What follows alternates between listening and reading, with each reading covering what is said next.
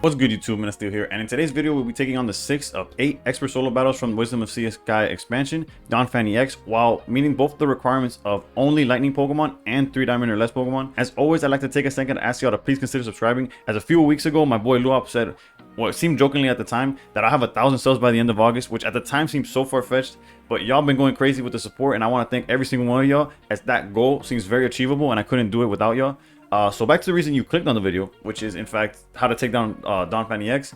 Before I answer how we will do it, I always like to take a second to look at the list that we're going against, because it basically makes it easier to understand or explain why we made certain choices in the deck that we're using. One thing to take note of is how aggressive this deck is, or fighting is in general, as once they establish a Donphan with the Lucario boost, it's pretty hard to either keep up or even like deal with what is going on. But realistically, it'll be like a waste of time to look at everything they do well, because clearly that's what they're doing, or that's what their game plan. I think it's better to look at what their weaknesses are and what we could try to exploit. Number one is that they have 0 healing. The fact that they have no cape, no potion, no PCL means the ranges we have to deal with are there. Lucario will always be 100, Donphan will always be like 160. So as long as we are able to like figure out how to reach those ranges, we should be in a good spot. Number two, they're playing the Riolu that requires 2 energy. Thus, if they start Riolu, that's probably the slowest start they have and the most advantage we could take of. Granted, they could have X speed and then swap it and then go right back to like a better start. But realistically, we have Riolu that could take down. Like if they start with Riolu, they're pretty much behind, especially if they're going first with Riolu, but okay. And then number 3 is the retreating. Yes, they have Lyra and yes, they have X speed, but Donphan requires 3 energy to retreat. So once you get rid of that one Lyra, or if they don't see it, a Donphan that you bring up to the front is pretty much stuck there. But with those 3 weaknesses in mind and a lot of prayer, the deck that we'll be using is Zapdos Zeraora. I know it, prior to this video, I don't believe this deck existed. And full transparency, before this video, I basically tried everything I could think of, from Ampharos to Alolan Golem to Luxray, Magnezone, Electivire. But no matter what deck I tried, every Pokemon had to swing at least twice to knock out Donphan, outside of like a Alolan Golem with like a Geo or something. But realistically, then it loses the 2 energy and you gotta, it was not working, right? And some couldn't even survive a hit from Donphan, not to mention that they could set up Donphan with Lucario far more consistently than we could do with any like rare candy strategy. Thus I started looking at things that didn't require rare candy. And one thing all the decks I've mentioned had in common was that they are capable of beating Donphan with the right hand. However, I don't like to present a deck that might work. I want to show y'all something that does work, and that's when I read non-EX Zapdos. And I apologize for like the long list or lore or explanation of how we landed to this list. It's just I spent so much time like putting it together, and when it came down to recording, the Donphan like folded over. It was like the easiest 2 games I've ever won. If you stick for the gameplay, you'll see exactly how that happened. But nonetheless, let's jump to why Zapdos. Zapdos has 3 things going really well for it, which number 1, like we mentioned, it's not a rare, it's a basic Pokemon. You don't need to worry about rare candy. The fact that it just takes up 2 slots in the deck gives you ample spots or more spots just to put more tech choices. Number 2 is that its weakness is not fighting. It's weak to lightning for some reason. Nonetheless, that's a benefit to us, as it's more resilient than other options. Like a Donphan with Lucario is only hitting you for 70, and since there's no weakness, it doesn't go to 90.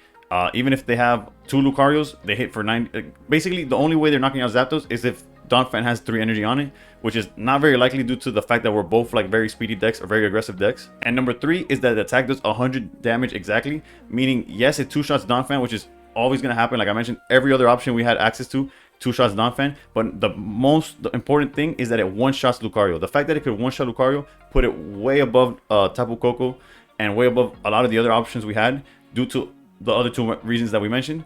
Zeraora is just the best way to ramp in general, especially in this matchup, thanks to Electrical Cord and Elemental Switch that are able to transfer the energy that Zeraora has to the Zapdos.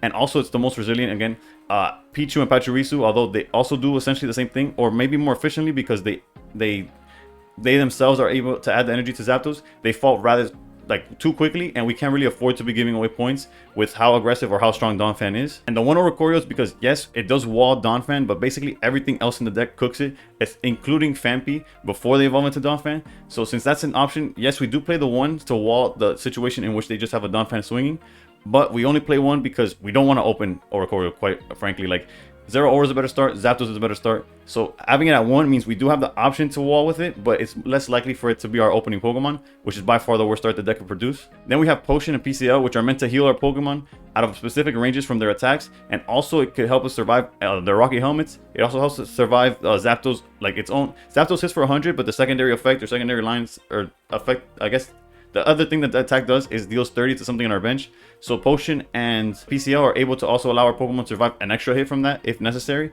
Realistically, just healing allows Zapdos to last a little bit longer on the active. Unfortunately, we are susceptible to Cyrus when we're attacking with Zapdos, but realistically, if they're attacking anything on the bench and not the Zapdos, we're winning as well. And ultimately, the rest is pretty much self-explanatory in my opinion. Guzma's obviously to get rid of helmets if possible. X-Speed is like if we start Oricorio or Zeraora, whatever it is, we're able to swap it out for the Zapdos without wasting our energy, and then being able to transfer that energy with the Elemental Switch. And also, Iono's just there for consistency. Although clearly maybe Pokemon communication could work, but I felt like with only 5 Pokemon, communication wasn't consistent enough. And also, Pokemon aren't the only thing we're looking for. Iono helps us find the Elemental Switches, the Elemental Cords, additional Pokemon as well. So yeah, I feel like the mulligan with Iono is very clutch in this deck. Not to mention it also serves as like a red card against them. Maybe we take the Lucario or the Donphan out of their hand, but realistically we're not playing it for that reason. As always, if you have any questions or suggestions, feel free to comment down below and I'll reply to them as soon as I see them. Thanks for watching, and above all else, stay pro. Alright, going first. Again, not ideal, but Zeraora does kind of help that, especially with Electrical Cord here. Let's see, start battle. Actually, yeah, but worst case is going second and they lead Tyrogue, so I'm okay with this. Let's look for more Pokemon. That's beautiful, okay. Zapdos, although they have no way of knocking out Zeraora yet. No reason not to put Cord. And we'll pass. So now we're threatening Tyrogue next turn. Yeah, okay, this could... I don't think there's a like much better start than this one right now. Except for like maybe going second again, but had we gone second and they had Tyrogue, we'd be in trouble. Oof, we could apply pressure. Actually, we don't need that. We don't. We wouldn't mind it either, right? Okay, because if they bring out Lucario, right, it's swinging for 80. Which we don't have enough healing for that. Let's go. I'm actually going to Iono in hopes to find a second Pokemon for Zeraora to give its energy to. So we're not doing the Sabrina play, but as long as we build up a Zapdos, we get to knock out Lucario. So it's Elemental Switch is basically what we want to find as well. But we needed another Pokemon for Elemental Switch to like support, right? So I don't mind putting both of these down. Alright. So yeah, we're basically an Elemental Switch from just winning next turn. We'll see.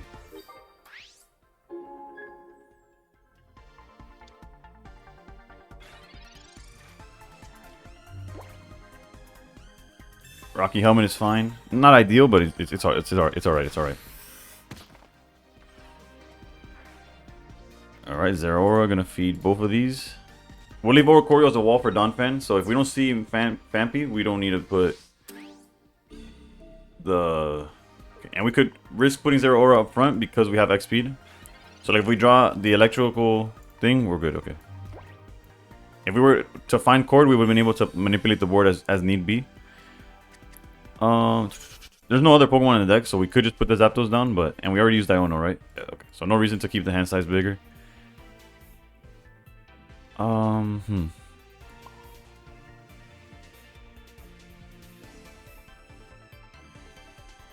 guess let's just do this and pass. Unfortunate for Zeraora, but it's the win condition. Sabrina, that's fine. We can send out Zapdos again. We have X speed. All right, so this is an example. Okay, most examples, I want to be completely honest, are probably not like this one. They're much more aggressive. They find Lucario, Donphan, everything like by turn 2. At least that's been my experience for the most part, especially building the deck, which is why you see this deck be so hyper, like ready for everything. Granted, they did nothing. But maybe you get lucky and you build this deck and you have just as easy time as I did. As always, okay, what's going on here? Okay, as always, we do 2 examples, so we got lucky this time. Maybe the next one I can show y'all what happens when they draw a lot better. Regardless, I guess we'll watch the victory screen roll out and jump to the second example. Alright, so the second example, we go second. Which, oof. I still think it's probably correct to go Zeraora. Yeah, especially with Cord. And they don't have hand manipulation. They do have Sabrina though, so I'm gonna hold Zapdos in hand. All right, perfect. Tyrogue, had we gone second and they had the same start as the last example with Tyrogue, we could have been in trouble because they immediately hit us for 40. If they evolve and they get to, yeah, it's just too much, right? So, luckily, a little slower start from them. Elemental Switch is really good too. All right, draw 2 here. We still got time. There's no rush. There's no rush. They can't knock us out next turn no matter what they draw, right? XP. Alright, so once again, we'll play around Sabrina as much as possible. Although I guess technically I could have charged Zapdos and started doing that as well, but thanks to Cord, it's all about the same. It's not like they play Guzma or anything. Alright, let's try to find another Pokemon for... Okay, perfect. I was like, and it really doesn't matter whether it's Oricorio, another Zeraora, or another Zapdos. We just need a Pokemon so that we don't lose both energies, so that we could charge Zapdos off one go through the elemental switch, right? Also, I can't stress how much I wish y'all get the same luck I'm having currently. Because trust me, when this solo battle wants to be aggressive, it doesn't matter what you're playing, you're gonna lose. Like, we've gotten really lucky, I'm gonna be honest. But that's all it takes. That's why I say sometimes it takes multiple attempts. Like, yeah, maybe they draw the nuts like 2-3 games in a row, but maybe that 4th one they open just like this and you have nothing to worry about. So you see, quality of life changes. The Cord automatically gives the energy now. That's cool. Obviously, if you had a 3rd Pokemon, it lets you choose. It's not just randomly giving you stuff. Either one of those would get the knockout now, but let's flick the Zapdos. That's like the reason where this deck tends to work, in my opinion. So yeah. So once again, kind of a lackluster showing from them. And if I'm gonna be honest, this is my 5th game that I've recorded. I've won all 5 in ways that wasn't happening when I wasn't like ready to record. But I don't know, this solo battle, for some reason, the AI is not cooperating in the sense of like making me show you why the cards. I promise you, this list is meant to support no matter what their opening is. So, but if you get lucky as I did, I just forgot to hit record first of all on the first 3, by the way. That's why I recorded so many. But yeah, these 2 same was pretty simple. Hopefully you guys have the same luck. Regardless, or if you have less luck, you could see why the deck is so good. Regardless, I pretty much explained everything in the breakdown anyways. So once again, thank you for watching. Please consider subscribing as we're getting so close to 1,000. And above all else, stay pro.